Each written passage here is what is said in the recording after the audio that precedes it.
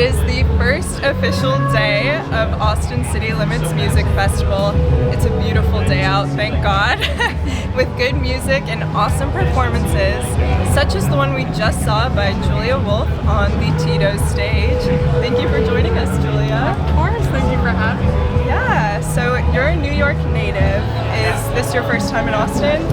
So this is my second time in Austin, but actually the first time I got sick and I had to cancel my show, which is like the most rare thing. So I'm so glad that I was able to actually play today. Yeah, quite the comeback. Yeah, for sure. This has been awesome. So how did it feel performing at such a huge festival? I can't explain enough how much I literally thought no one would be here, because it's an early song, people are still working, it's Friday afternoon, so just the turnout alone, it blew my mind, and I'm just so grateful to be here and hopefully getting exposed to new people. Yeah, it was a lively crowd. It was so fun. Yeah, I'm just still shocked. So let's talk a little bit about your music. So you have a very unique sound, this lovely voice over hip hop beats with kind of angsty lyrics. It's really interesting. So what advice would you give to an aspiring artist who's, trying to find their own unique sound like you? For sure. I feel in the beginning, especially because I was so shy, whatever, I used to think too much about what people were expecting me to do, and so I would start writing these chill, sweet kind of love songs. Mind you, I'd never had a boyfriend. I wasn't in love. I wasn't writing from a stance of who I really am, because I was afraid to show that. So I think it's all about letting that fear go and literally just following your gut. It will tell you what feels right and what doesn't, and you just have to roll with that, even if the people around you aren't getting it right away, because I've also dealt with a lot of that. So just push through it. Stay true to yourself. Literally. That's great advice. And so you have released a lot of music this year, and your latest release, Wishbone, is so good. It definitely has those, kind of rock and roll vibes. Yes. So what can fans look forward to next?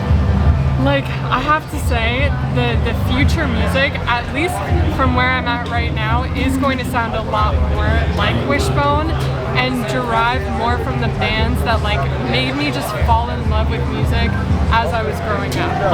What was the sound that helped shape me into who I am today? And I'm just trying to get back to just a more real sound overall, lyrically being more vulnerable and just craving real instruments as well.